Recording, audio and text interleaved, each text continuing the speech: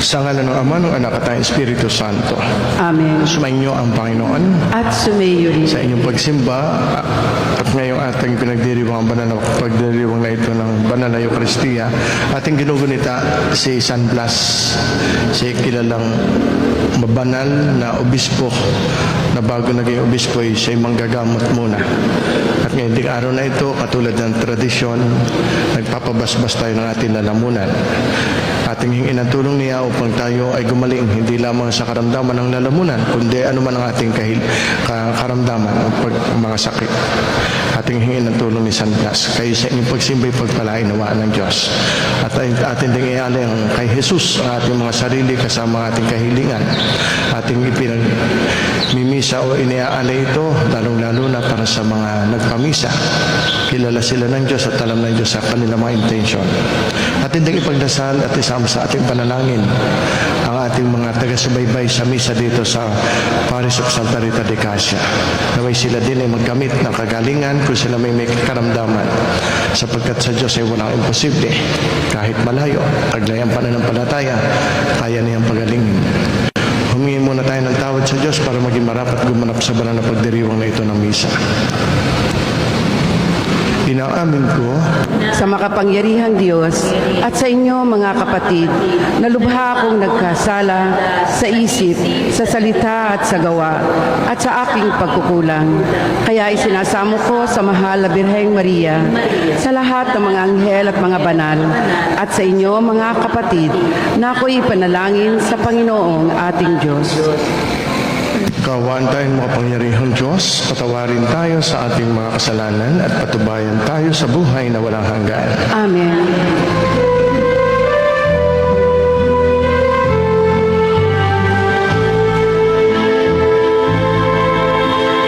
Ikaw na nag-aalis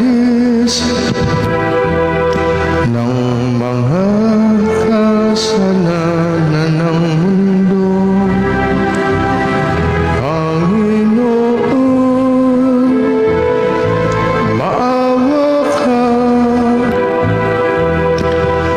sa amin.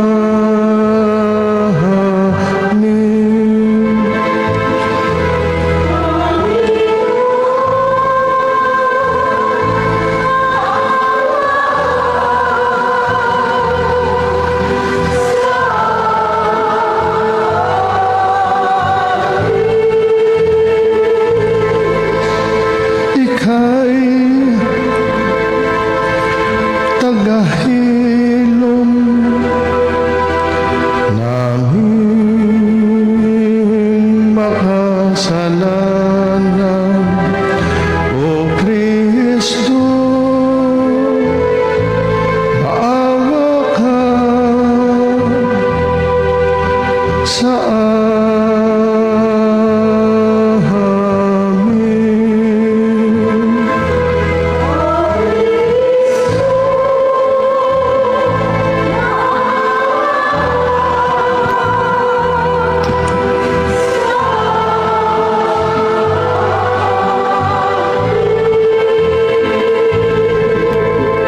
Ika'y tagapamagitan ng Diyos at ng bayan, Panginoon, maawa ka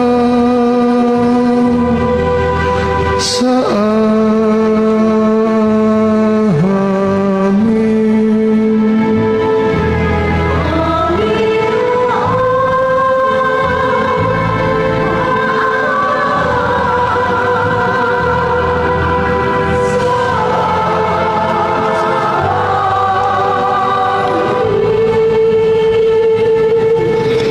Manalangin tayo. O manaming makapangyarihan, dinggin mo kaming dumadalangin kaysa ni San Blas na iyong martir upang ang kapayapaan at pagkakasundo ay makamta namin araw-araw. At sa iyong paglingap, sumapit nawa kami sa walang maliw na buhay. Sa pamamagitan ni Hesus Kristo, kasama ng Espiritu Santo magpasawalang hanggan. Amen.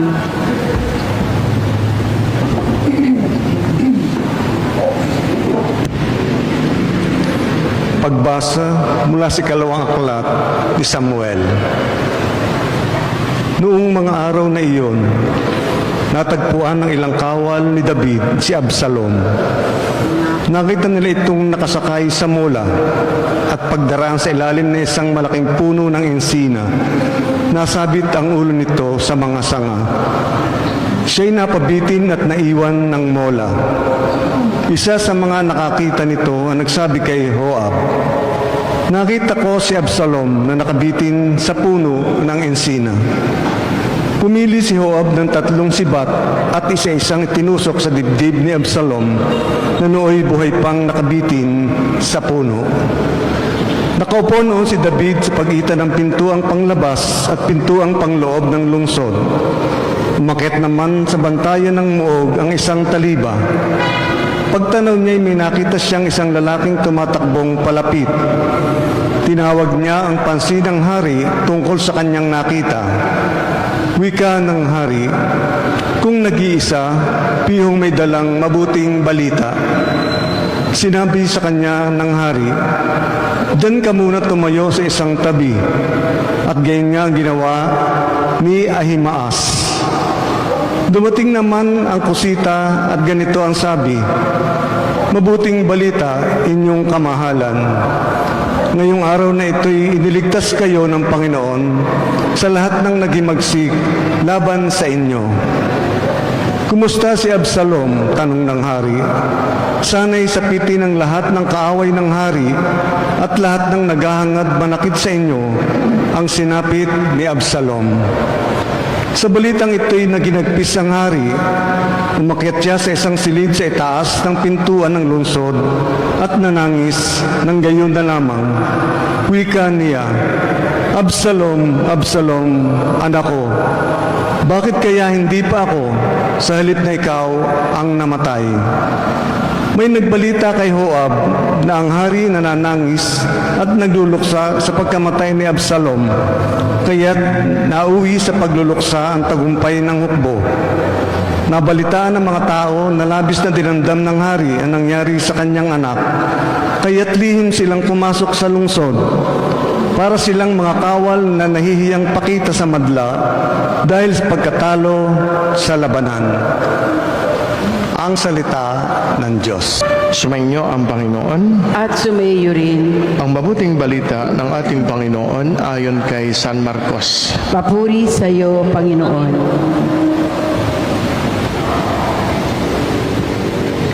Noong panahong iyon, muling tumawid si Jesus sa ibayo ng lawa ng Galilea, nakasakay sa bangka.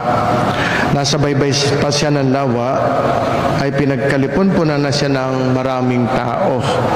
Dumating ang isang lalaking nagngangalang Jairo, isang tagapamahala ng sinagoga. Pagkakita kay Jesus, siya ay nagpatira pa sa kanyang paanan at ang samo. Agaw buhay po ang anak kong dalagita. Kung maaari, sumama kayo sa akin at ipatong ninyo sa kanya ang inyong kamay upang siya'y gumaling at mabuhay. Sumama naman si Jesus. At sinundan siya ng napakaraming taong nagsisiksikan, ano pat halos maipit na siya. May isang babae roon na 12 taon nang dinudugo at lubhang nahihirapan. Marami ng manggagamot ang tumingin sa kanya at naubos na sa kapapagamot ang kanyang ari-arian, ngunit hindi siya napabuti kahit kaunti, bagkos ay lalong lumubha. Narinig niya ang sinasabi ng mga tao tungkol kay Jesus, kaya't nakipagsiksikan siya hanggang sa makalapit sa likuran ni Jesus. At hinipo niya ang damit nito sapagkat sinabi niya sa sarili, "Mahipo ko lamang ang kanyang damit ay gagaling na ako." Biglang tumigil ang kanyang pagdudugo at naramdaman niyang magaling na siya. Naramdaman naman ni Jesus na may kapangyarihang lumabas sa kanya, kaya't bumaling siya sa mga tao at nagtanong, sino ang humipo sa akin? Sumagot ang kanyang mga alagad, nakikita po ninyo nagsisiksikan ang napakaraming tao. Bakit itinatanong ninyo kung sino ang humipo sa akin? O humipo sa inyo. Subalit patuloy na lumingalinga si Jesus. Hinahanap ang humipo sa kanya. Palibhas ay alam ng babae ang nangyari. Siya ay nanginginig sa takot na lumapit kay Jesus at nagpatira pa at ipinagtapat ang buong katotohanan. Sinabi sa kanya ni Jesus, anak, pinagaling ka ng iyong pananalig sa akin. Umuwi ka na't ipanatag mo ang iyong kalooban.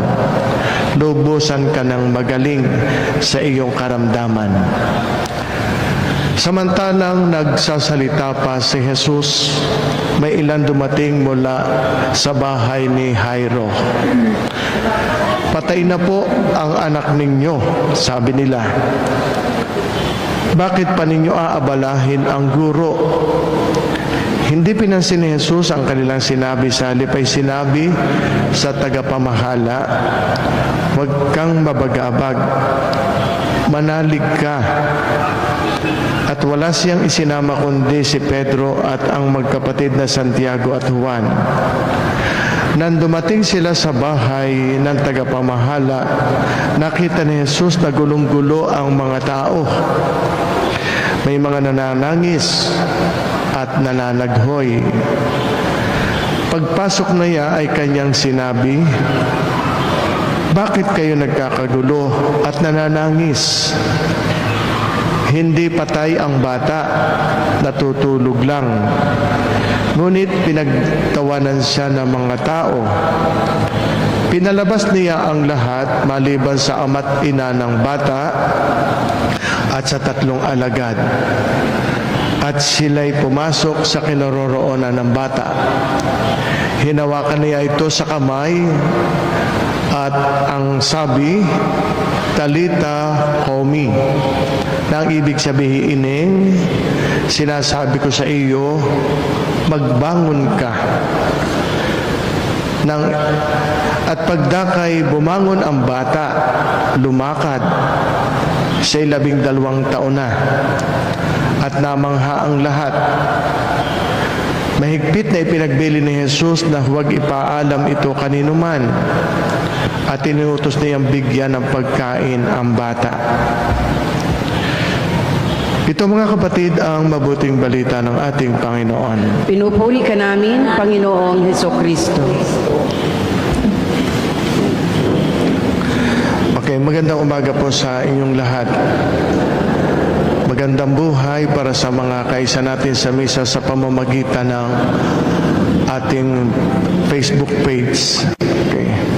Sa banal na kasulatan, lalo na yung Ebanghelyo, pwede natin itong bigyan ng tema na huwag kayong matakot, huwag kang matakot. Manampalataya ka lamang. Yan. May mga sandali sa buhay na ang pinakamahirap gawin ay ang maghintay. Maghintay ng sagot, maghintay ng himala, at maghintay habang tila tahimik ang Diyos. At madalas sa gitna ng paghihintay, pumapasok ang tanong, nasaan ang Diyos? Bakit parang nahuhuli siya? Ito ang eksaktong sitwasyon ng 2 taong nakilala natin sa Ebanghelyong ating napakinggan. Isang ama na desperado at isang babaeng sugatan na mahabang panahon. May sakit, 12 taon ang dinudugo. Si Jairo ay pinuno ng sinagoga. May pangalan siya, may posisyon, may respeto ng lipunan. Ngunit nang ang kanyang anak ay naghihingalo, wala nang halaga ang lahat ng iyon sa kanya. Lumuhod siya sa paanan ni Jesus at nakiusap. Sa kabilang banda, may isang babae, walang pangalang ibinigay, walang boses, at 12 taon ng dinudugo. Sa mata ng lipunan, itinuturing siyang marumi, dapat iwasan. Ngunit sa mata ng Diyos, siya ay mahalaga. Walang halaga sa mata ng Diyos. Lahat ay mahalaga. Magkaiba man sila ng sitwasyon o kalagayan, iisa ang kanilang panalangin, Jesus, tulungan mo ako. Dasal din marahil dasal ng bawat isa sa atin. Pain is the great equalizer. Rich or poor, known or unknown, we all need God. We all need grace. Habang papunta si Jesus sa bahay ni Jairo para pagalingin ang kanyang anak, may isang bagay na hindi inaasahan sa kanilang paglalakad patungo doon sa bahay ni Jairo. Huminto muna siya. At sa gitna ng siksikan, may isang babaeng dahan-dahang lumapit at sinabi sa kanyang sarili, mahipo ko lamang ang laylayan ng kanyang kasuotan, tiyak gagaling na ako. Ito marahil ang pinagbuhatan ng ating tradisyon. Minanapan natin sa kanunuan. Kapag tayo ay nagdadasal at humihingi ng tulong sa mga banal, hinahawakan natin ang kanyang paa, hinahawakan natin ang kanyang kasuotan. Yung Anghel Gabriel sa, hindi ko alam kung sa Lubo, Anghel Gabriel, tigat yun ay may tinatapakang demonyo, tangos na yung yung sungay ng demonyo sa kahahawak ng tao. Sa isang dampi ng pananampalataya, gumagalaw ang kapangyarihan ng Diyos. Tandaan nyo yan, ha? Kung bakit tayo nahawak sa mga santo pag nagdadasal, yan ay bunga ng pananampalataya. Hango dito, mahipo ko lamang ang damit, ang laylayan ng kanyang kasuotan, gagaling na ako. Talagang sa isang dampi ng pananampalataya, gumagalaw ang kapangyarihan ng Diyos. Faith is taking the first step, even when you do not see the whole staircase. Sabi nga ni Martin Luther Jr.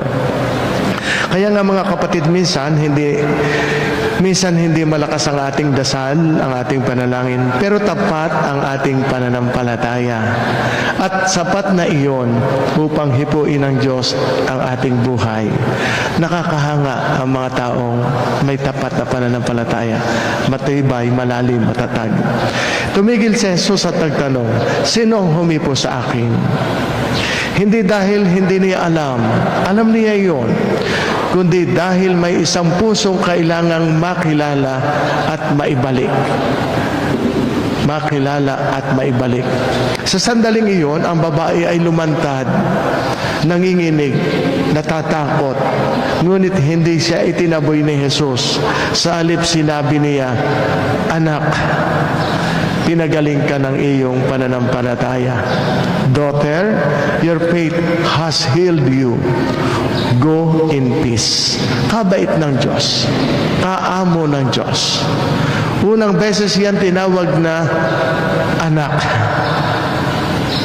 Hindi lang siya pinagaling, ibinalik ang kanyang pagkatao na nawawala sa kanya dahilan sa kanyang karamdaman. Gusto ng Diyos ng isang relasyon. Kaya hindi tayo iba sa Diyos. Gusto ng Diyos na tayo malapit at totoo, malapit tayo kay Jesus. Kung hindi man sa atin, ay on the part of Jesus, malapit tayo sa Kanya. Jesus never heals us just to fix us, but to restore us. Kaya nga mga kapatid, ang Diyos ay hindi lang nagbibigay ng himala, nagbibigay siya ng identity at kapayapaan at kapanatagan sa isip ng tao. mahalaga ang bawat isa sa Diyos. Kahit yung malayo sa Kanya, kahit makasalanan. Sinabi nga niya, naparito ako hindi para sa mga banal, kundi para hanapin at ilapit sa akin ang makasalanan. Ngunit habang nagaganap ang himalang ito, may isang pusong nasasaktan sa paghihintay. Si Jairo, dumating ang balita, ang anak mo'y patay na. Bakit pa ninyo kailangang abalahin ang guro, si Jesus? Sa pandinig ng tao, tapos na ang kwento, patay na. Pero sa puso ni Jairo, gumuho ang pag-asa. Ngunit agad sinabi ni Jesus, huwag kang matakot, manalig ka lamang. Hindi niya sinabi, huwag kang umiyak. Ang sabi niya ay, huwag kang matakot. God's delays are not God's denial. Kaya nga mga kapatid, kapag tila huminto ang Diyos, hindi ibig sabihin ay wala na siyang ginagawa. Tahimik na kumikilos ang Diyos sa buhay ng tao. Manalig ka lamang. Pero iya'y bunga rin ang iyong pananampalataya at paglapit sa Kanya, ang pagkilos ng Diyos. Kaya huwag kayong bibitaw, huwag kayong magtatampo, huwag kayong magagalit. Lagi kayo dapat malapit sa Diyos. Ano man ang sitwasyon sa buhay, kapuri-puri kayo, lagi kayong nagdarasal, lagi kayong nagsisimba. Ang paanyaya ay isinasabuhay ninyo, huwag ninyong iwawala ito. Pagdating sa bahay ni Jesus, ang bata ay hindi patay, natutulog lamang, sabi ni Jesus. At sa isang makapangyarihang salita, Talita Kumi, ining, magbangon ka. At ang bata, nang akala ng lahat ay patay, bumangong, magaling na, buhay na buhay. What looks like an ending to us is often a new beginning with God. Para rin sinasabi sa ating pagkatapos ng kamatayan, nagsisimula ang bagong buhay. Ang kamatayan ay walang kapangyarihan sa Diyos, basta tayo hindi bumibitaw sa Diyos. Sa kamatayan, naroon ang buhay na walang hanggang kaloob ni Jesus. Talita Kumi. Kaya nga mga kapatid, ang kwentong ito na may dalawang uri ng pananampalataya. Isang pananampalatayang tahimik ngunit matapang sa babae. Isang pananampalatayang nasubok sa pagkaantala. Ngunit isa ang mensahe ni Jesus para sa atin at para sa kanila. Huwag kayong matakot, manampalataya lamang. Faith doesn't tell God how big your problem is. Faith tells your problem how big your God is. Kaya nga, tayo ay hinahamon dito. Ano ang hawak mo ngayon na kailangan mong ipagkatiwala kay Jesus? Ano ang tila patay na nais mong buhayin muli sa iyong buhay? Lumapit ka, magtiwala ka, hayaan mong sabihin ni Jesus sa iyong sitwasyon. Bumangon ka. Yan ang mensahe sa atin ng gospel. Isasagawa natin at bago natin isagawa ang pagpapagaling sa inyong lalamunan, sinuga si San Blas. Siya po isang obispo ng Sabaste. Ngayon po, bago siya naging obispo, yun po sa Baste ay dating Turkey, Armenia. Noong ika-4 na siglo po yun, siya obispo. Pero bago siya naging obispo, siya muna yung manggagamot, doktor. Ang taong ito, si San Blas, ay kilalang kilala, napakabait, napakabuting tao, napakamatulungin, napakamababang loob, at napakakitang-kita ang malasakit sa kapwa, lalo na sa mga nangangailangan. Napakalalim ng pananampalataya. At sa kanyang pananampalataya, sapagkat inuusig noon ang mga Kristiyano, naging biktima siya ng pag-uusig. Hinuli, pinarusahan, at pinatay sa galit sa kanyang pagiging Kristiyano. Ngayon, ang mensahe ni San Blas, ang pananampalataya ay hindi lang paniniwala at ito'y tinuturo sa atin. Hindi lang sa isip, ito'y sa buong pagkatao. Ang pananampalataya ay paninindigan. Kahit may kapalit, kahit mamatay, tatayuan mo ang pananampalataya mo. Huwag mo ipagpapalit ito. Yakapin mo ito ng todong-todo. Ang paglilingkod sa kapwa, lalo na sa may sakit, ay paglilingkod kay Kristo. Ang panalangin ay may kapangyarihan, hindi dahil sa tao, kundi dahil sa Diyos. Kaya nga, the saints did not become saints by avoiding suffering, but by trusting God through it. Yan ang mensahe ni San Blas. Okay? Magsitayo po kayo para sa panalangin pangkalahatan bago isagawa ang pagbabasbas ng lalamunan. Ipanalangin natin ngayon ang mga may sakit at ang ating mga sarili, ang mga nagdurusa, ang mga nag-aalaga sa kanila, at ang lahat na naghahanap ng mga pagpapala ng mabuting kalusugan. Sa bawat pagdalangin po, sabihin niyo po, Ama naming mapagmahal, Ama naming makapangyarihan, nababatid mo ang aming mga pansari-sariling mga kahilingan. Sa mga sandaling ito, tahimik namin itinata sa iyo mga iyon at kami umaasa na kami ay hindi lamang basta pakikinggan, kundi iyong pagbibigyan. Ang lahat ng ito ay nilulog namin sa iyo sa pamamagitan ni Kristong aming Panginoon. Amen. Sasagawa na po ang pagbabasbas ng lalamunan.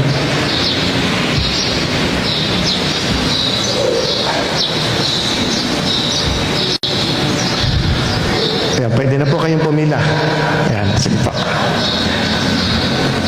Through the intercession of Saint Blaise, Bishop and Martyr, may God deliver you all from every disease of the throat and from every other illness.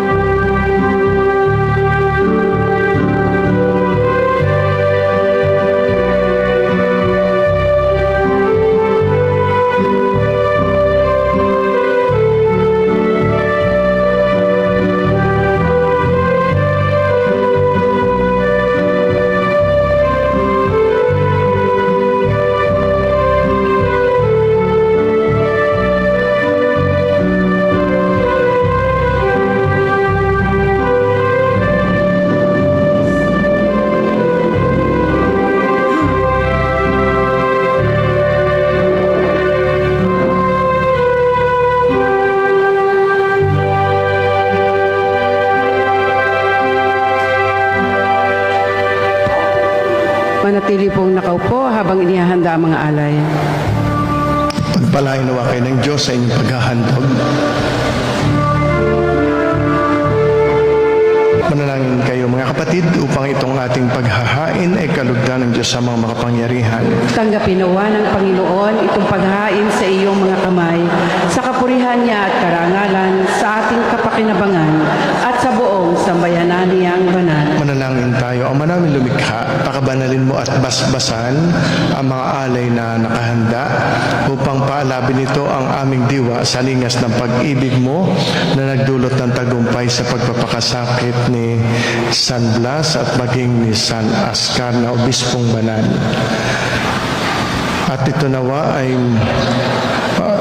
magdulot ng tagumpay sa pamamagitan ni Jesucristo kasama ng Espiritu Santo magpasawalang hanggan. Amen. Sumainyo ang Panginoon. At sumaiyo rin. Taas sa Diyos ang inyong puso at diwa. Itinaas na namin sa Panginoon. Pasalamatan natin ang Panginoong ating Diyos. Marapat na siya ay pasalamatan. Ama naming makapangyarihan, tunay nga marapat na ikaw ay aming pasalamatan, lalo ngayong si San Blas na obispo at martir ay pinararangalan at ginugunita rin naman namin ngayon si San Ascar. Sila ay kapanalig namin na may paninindigan na ikaw ay ipahayag kahit na sila ay mamatay sapagkat minarapat mong kanilang matularan ang iyong anak na naghain ng sariling buhay.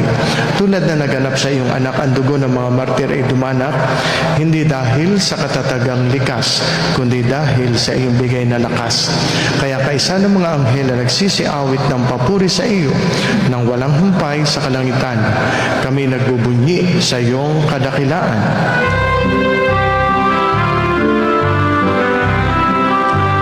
Banal ka, poong may kapal, banal ang iyong pangalan.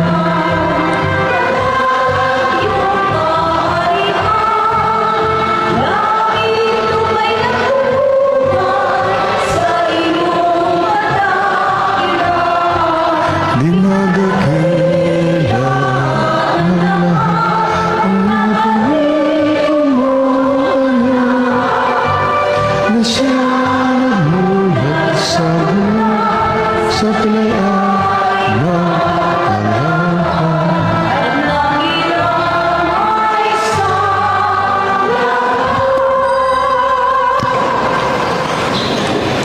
Ama naming banal, ikaw ang bukal ng tanang kabanalan, kaya't sa pamamagitan ng iyong Espiritu, gawin mong banal ang mga kaloob na ito, upang para sa amin maging katawan at dugo ng aming Panginoong Jesucristo. Bago niya pinagtiis ang pusang loob na maging handog, hinawakan niya ang tinapay, pinasalamatan kaniya. Pinaghati-hati niya iyon, iniabot sa kanyang mga alagad at sinabi, tanggapin ninyong lahat ito at kanin. Ito ang aking katawan na ihahandog para sa inyo.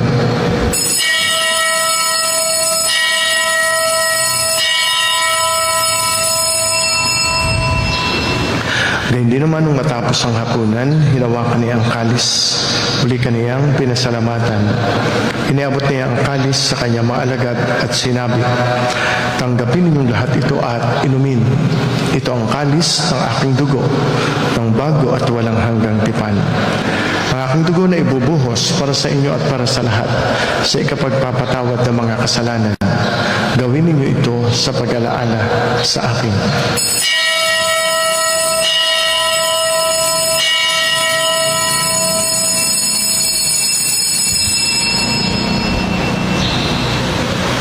Sama-sama nating ipagbunyi ang misteryo ng ating pananampalataya.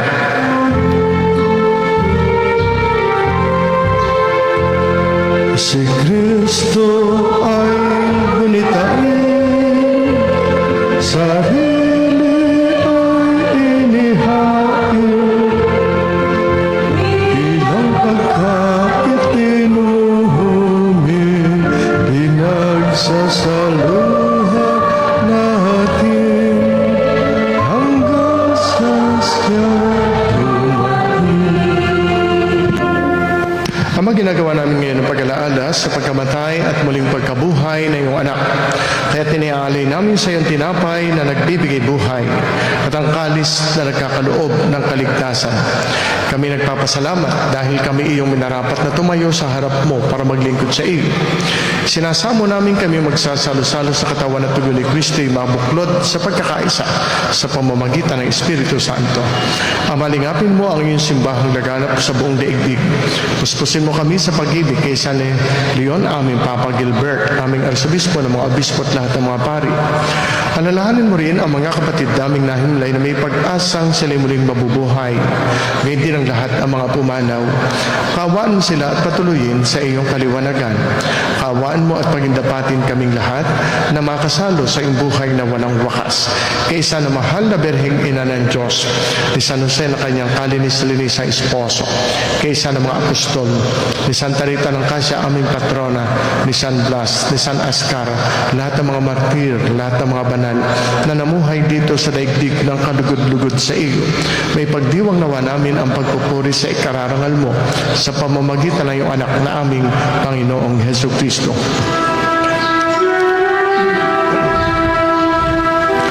Sa pamamagitan ni Kristo, kasama niya at sa Kanya, ang lahat ng parangal at papuri ay sa iyo, Diyos Amang makapangyarihan, kasama ng Espiritu Santo, magpasawalang hanggan.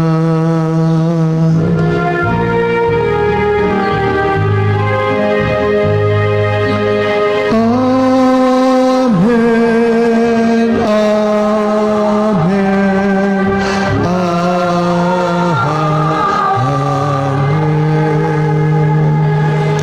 Awitin natin ang panalangin nating mga anak ng Diyos.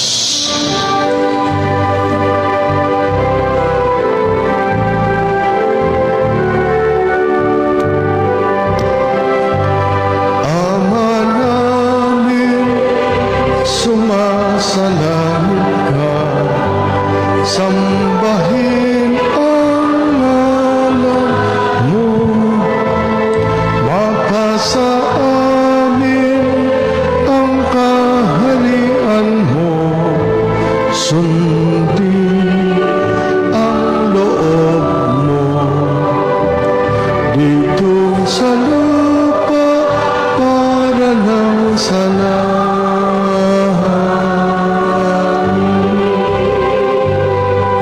Bigyan mo kami ngayon ng aming kakanin sa araw-araw, at patawarin mo kami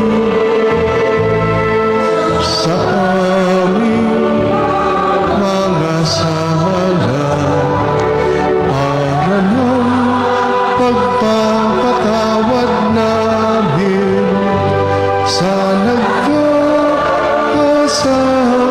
sa amin.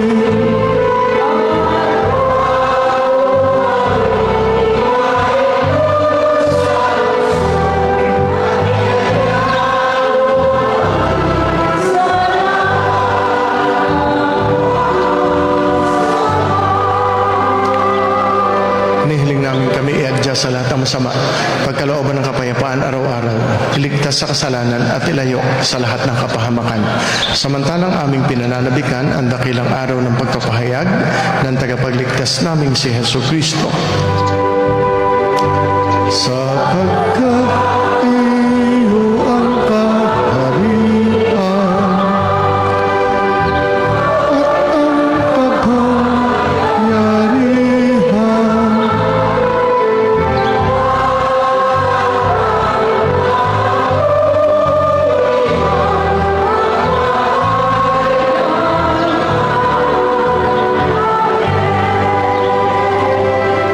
Panginoong Hesus Kristo, sinabi mo sa iyong mga apostol, kapayapaan ang iniiwan ko sa inyo, ang aking kapayapaan na ibinibigay ko sa inyo. Tunghayan mo ang aming pananampalataya, huwag ang aming mga pagkakasala.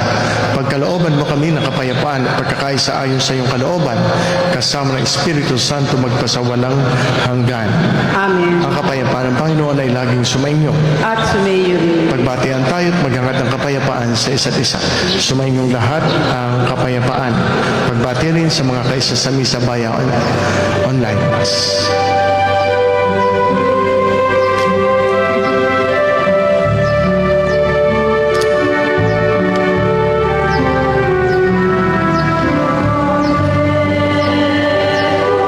Ang Diyos na nag-alis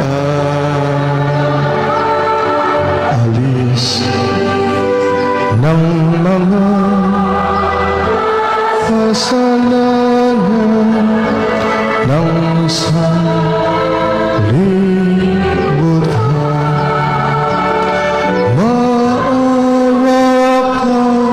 sa amin, maawa ka sa amin. Cordero ng Diyos na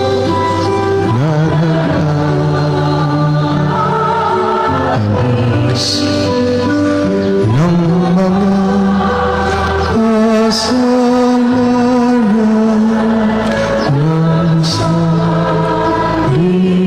sanlibutan. Maawa ka sa amin, maawa ka sa amin. Cordero ng Diyos na nag-alis ng mga kasalanan ng sanlibutan.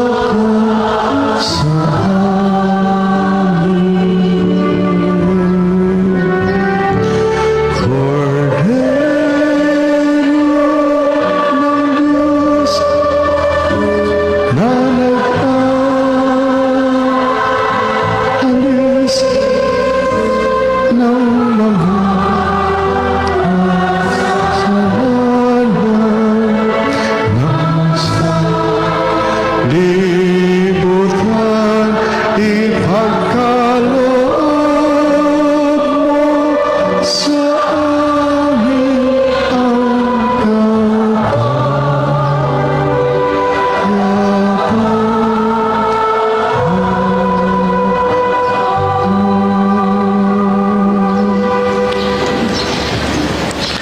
Mga kapatid, narito si Kristo, ang kordero ng Diyos na nag-aalis ng mga kasalanan ng sanlibutan. Mapapalad ang mga taong inaanyayahan sa kanyang banal na piging. Panginoon, hindi ako karapat-dapat na magpatuloy sa iyo. Ngunit sa isang salita mo lamang ay gagaling na ako. Manalangin tayo. Ama naming mapagmahal, ang tinanggap naming banal na pakikinabang ay makapagdulot naman sa amin ng katatagan na nagkaloob ng katapatan sa paglilingkod at tagumpay sa pagtitiis ng pagsubok ng iyong martir na si San Blas at ng iyong banal na si San Oscar. Sa pamamagitan ng Jesucristo, kasama ng Espiritu Santo, magpasawalang hanggan. Amen. Ang lahat po'y magsiupo para sa ilang pagbati at patalastas. Binabati natin ang mga nagbe-birthday ngayong araw na ito, kapiyastahan ni San Oscar at saka ni San Blas. Nagpamisa para magpasalamat sa Diyos. Happy birthday, Cerilino Caringal, Ethel Jane Mendoza, Iluminada Evangelista, si Father Romy Barion, Father J. Encarnacion, si Maribel Rayos, Rizalita Ilagan Gutierrez. Si Rizalita Ilagan Gutierrez ay nagpasalamat at nag-alay din siya ng bigas. Tanda ng pagpapasalamat sa buhay. At gayon din si Ethel Grace Sistoso. Happy birthday sa inyo. Kasama natin sa misa ngayon si Vilma Villanueva, Luz Biminda Balbos, Melinda Sapinoso, Lisa Garcia, Jan Ice, Arlene Balmes, Luz Carla Rocco, Juliet Cueto, Lerna Alexis Javier, Vicky Ilagan at marami pang iba. Ayan.